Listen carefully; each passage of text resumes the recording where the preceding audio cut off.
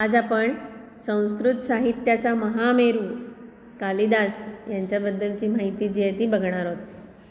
हासो हासहा कवी कुलगुरुः कालिदासो विलासः केशां नैषा कथय कविता कामिनी कौतुकाय. कालिदासाला जयदेव कवींनी कविता कामिनीचा शृंगार म्हटले आहे. तुमचा पहिला प्रश्न इथे लपलेला आहे. जयदेव कवींनी कालिदासाला काय म्हटले? कविता कामिनीचा शृंगार म्हटले. त्याला वरच्या श्लोकामध्ये कालिदासाला एक उपाधी दिलेली आहे, ती आहे कवी कुलगुरू. ठीक आहे. कालिदासाच्या तुलनेचा कवी संस्कृत साहित्यात अजूनपर्यंत झाला नाही आणि पुढे होण्याची सुतराम शक्यता नाही, असा आशय व्यक्त करणारा हा पुढचा श्लोक आहे. पुरा कवीनाम गणना प्रसंगे, म्हणजे कवींची आपण हाताच्या बोटावर मोजतो ना चांगले कवी कोण आहेत. गणना प्रसंगे कनिष्ठिकाधिष्ठित कालिदासः. कनिष्ठिका करंगळीवरती कालिदासाचं नाव घेतलं. अद्यापि तत्तुल्य कवे हे, अजूनसुद्धा त्याच्या तोडीचा कवी अभावात मिळालाच नाही आहे. त्यामुळे अनामिका सार्थवती बभूव. म्हणून हे जे बोट आहे याचं नाव काय आहे? अनामिका. हे या बोटाचं नाव सार्थ झालं, कारण याच्यावर अजून कोणाचं नाव आलंच नाही. कालिदासाच्या नंतर त्याच्या तोडीचा कवी अजून आलाच नाही. त्यामुळे या बोटाचं नाव जे अनामिका आहे ते काय झालं? सार्थ झालं, असं कालिदासाच्या बाबतीत म्हटलं जातं. श्रेष्ठ कवींची मोजणी कनिष्ठिकेपासून सुरुवात केली. कालिदासाच्या तोडीचा कवी दुसरा शोधूनही सापडला नाही, म्हणून दुसरं बोट हे अनामिका या नावाने प्रसिद्ध झालेलं आहे. कालिदासाच्या गुणगौरवाचे अनेक श्लोक अनेक कवींनी लिहिले. त्यावरूनच त्यांचा फार मोठा प्रभाव त्या काळच्या कवींवर होता हे आपल्याला कळून येतं. महाकवी कालिदासाचं नाव भारतीय साहित्यातच नाही तर संपूर्ण विश्वसाहित्यात अभिनंदनीय आहे. कालिदासाला भारताचा शेक्सपियर म्हणतात. तुमचा पुढचा प्रश्न इथे लपला आहे. कालिदासाला भारताचा शेक्सपियर म्हणतात. ध्वन्यालोकमध्ये आनंदवर्धनाचार्य म्हणतात की संपूर्ण जगातल्या कवी परंपरेत कालिदासासारखे 4-5च महाकवी आढळतात. इतकं त्या कालिदासाचं महत्त्व आहे. हां, कोण असं म्हणतं आहे? आनंदवर्धनाचार्य. त्यांचा ग्रंथ कुठला आहे? ध्वन्यालोक. या विख्यात महाकवीचं जीवन, स्थितिकाल, निवासस्थान इत्यादी संबंधामध्ये विश्वसनीय असे कुठलेच पुरावे उपलब्ध होत नाहीत. परंपरागत लोककथा इतक्या अविश्वसनीय आहेत की महाकवींच्या बाबतीत त्या खऱ्या वाटत नाहीत. त्याच्यातली प्रसिद्ध लोककथा आपण बघूया काय आहे. की कालिदास बालपणी खूप मूर्ख होते आणि इतर विद्वानांनी एका गर्विष्ठ पण विदुषी असलेल्या राजकुमारी विद्योत्तमा यांच्याबरोबर त्यांचा विवाह घडवून आणला. कालिदास मूर्ख आहेत आणि त्यांचा विवाह कोणाशी घडवला? विदुषी असलेल्या राजकन्येशी, ती विद्योत्तमाशी. विवाहानंतर पत्नीने अर्थातच त्यांची निर्भत्सना केली. विवाहानंतर तिला कळून चुकलं की आपले कोणाशी विवाह झालेला आहे आणि तिने त्यांना नावं ठेवली. म्हणून मग त्यांना दुःख झालं कालिदासाला आणि मग त्यांनी भगवती कालीची उपासना केली. त्याच्यामुळे त्यांना विद्वत्व प्राप्त झालं आणि म्हणून त्यांचं नाव कालिदास पडलं, अशी एक आख्यायिका आहे. कवी रूपामध्ये त्यांना प्रसिद्धी प्राप्त झाली आणि मग एकदा ते सिंहल देशाच्या राजाकडे गेलेले असताना एका वेश्येने त्यांचा वध केला. ही आख्यायिका आहे पूर्णतः. एका महाकवीला लोकांनी महामूर्ख बनवून केवळ मनोरंजनासाठी अनेक कपोलकल्पित कथा त्याच्या जीवनाशी जोडून टाकलेल्या आहेत. कालिदासाच्या जीवनवृत्तांताचा शोध अर्थातच अनेक विद्वानांनी घेतला. शेवटी जसं मागेही मी तुम्हाला सांगितलं होतं की आपल्याला त्या कवींची माहिती कुठेही मिळत नाही. मग त्यांचेच जे ग्रंथ आहेत त्यांच्यावरून आपल्याला अंदाज बांधावा लागतो की हे यांच्याविषयीची वैयक्तिक माहिती काय असेल. त्या दृष्टिकोनातून बाह्य आणि अंतर्गत पुराव्यावरून बहुतांश विद्वानांनी कालिदासाचा काळ कुठला तर चंद्रगुप्त विक्रमादित्य द्वितीय ह्याचा जो काळ आहे इसवी सन 380 ते 413 हा असावा असं मानलं आहे. तुमचा पुढचा प्रश्न यात लपलेला आहे की याचा काळ काय, तर 4थं शतक हे त्याचं उत्तर आहे. कोणत्या राजाच्या बरोबरीचा, तर चंद्रगुप्त किंवा विक्रमादित्य द्वितीय. या चंद्रगुप्त द्वितीयालाच शकराती असं म्हटलं जातं. शकाचा पराभव करून त्यांनी विक्रमादित्य हे नाव धारण केलेलं आहे. ह्या शकारी चंद्रगुप्त द्वितीयाने आपली राजधानी काय मानलेली आहे, उज्जैन मानलेली आहे. ही कालिदासाची अतिशय प्रिय नगरी आहे.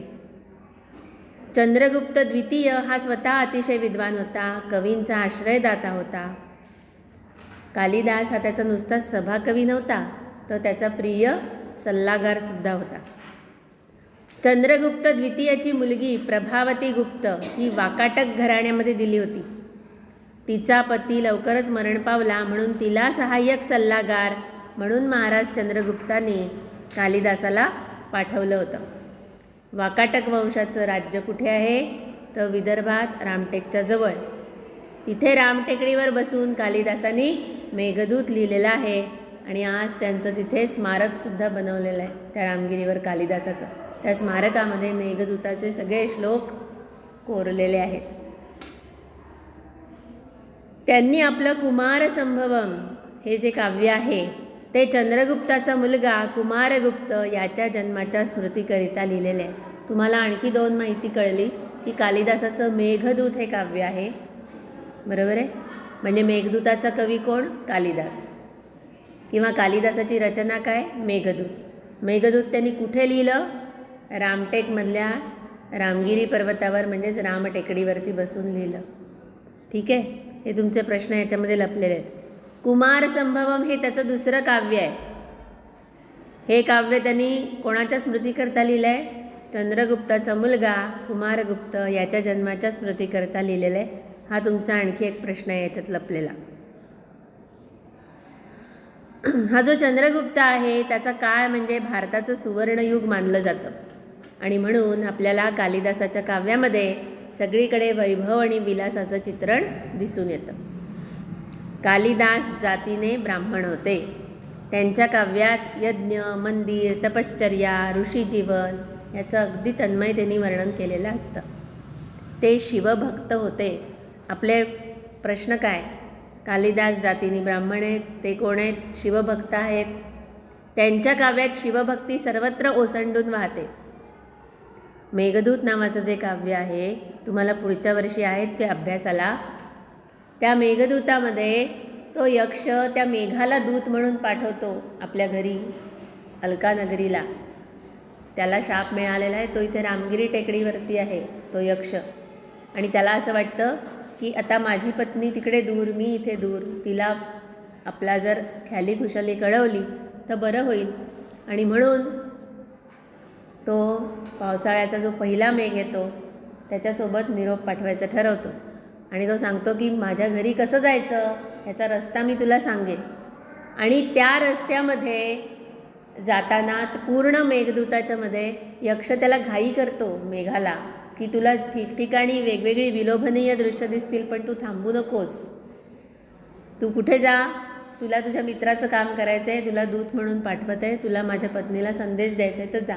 पण एका ठिकाणी मात्र यक्ष त्याला सांगतो नाही नाही, वाट वाकडी करावी लागली तरी तू उज्जैनीला जा. आता ज्या ठिकाणी अख्ख्या काव्यामध्ये तो यक्ष सांगतोय की ताबडतोब माझ्या घरी जा, कुठेही थांबू नकोस, आणि आता इथे विशिष्ट ठिकाणी मध्ये मात्र म्हणतोय तुला वाट वाकडी करावी लागली तरी उज्जैनीला जा. आणि उज्जैनीचं वर्णन करण्यासाठी 120 श्लोकांपैकी तो 13 श्लोक त्याच्यामध्ये खर्च घालतो. किती? 13 श्लोक त्या उज्जैनी नगरीवरती खर्च करतो. याचा अर्थ काय असला पाहिजे, त्या उज्जैनीशी त्या कवीचं काहीतरी नातं आहे आणि म्हणून हा एक अंतर्गत पुरावा म्हणून मानला जातो की कालिदास कुठला आहे, तर उज्जैनीचा आहे. वळसा घेऊन जावं लागलं तरी उज्जैनीच्या महाकालेश्वराचं दर्शन घ्यायला तो मेघाला आवर्जून सांगतो. राजसभा आणि राजपरिवाराशी त्यांचा घनिष्ठ संबंध होता कालिदासाचा. कालिदासाने भारत भ्रमणही केलं होतं.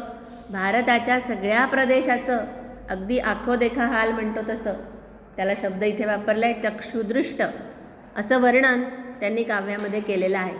जी व्यक्ती पूर्ण भारत भ्रमण केलेली असेल त्या व्यक्तीने केलेलं प्रवास वर्णन अगदी जिथं जागतं त्याच्या काव्यामधनं आपल्याला दिसतं.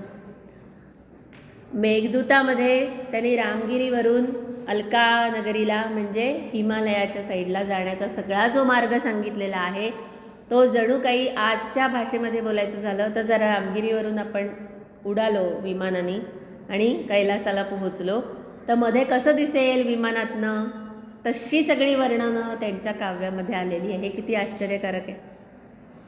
तसंच रामायणामध्ये सुद्धा सीतेचा शोध घेण्याकरता लंकेपर्यंत गेले है ना. किष्किंधा नगरीमधनं लंकेपर्यंत शोध गेले. ते जे सगळं वर्णन कवी वाल्मिकींनी केलेलं आहे ते जर विमानाने जाऊन पाहिलं तर ते वर्णनसुद्धा असं लक्षात येतं, ते बरोबर आहे पण ते असं लक्षात येतं की ते जमिनीवरून केलेलं आहे. कुठून केलेलं आहे? जमिनीवरून. म्हणजे जमिनीवरून प्रवास करताना कसं दिसतं? वेगळं दिसतं ना. तुम्हीच बघा, आपल्या घरात 1 मजली 2 मजली किंवा 3 मजली घर असेल, जे ग्राउंड फ्लोअरला राहतात त्यांना रस्ता कसा दिसतो, समोरचं अंगण कसं दिसतं. पहिल्या मजल्यावर जा, गच्चीवर जा, तिथून अंगणात बघा कसं दिसतं. फरक आहे ना. या कवींची किती मौलिकता आहे की एक कवी काय वर्णन करतो आहे त्या मार्गाचं, तर जणू काही तो आकाशातनं जसा दिसेल तसं.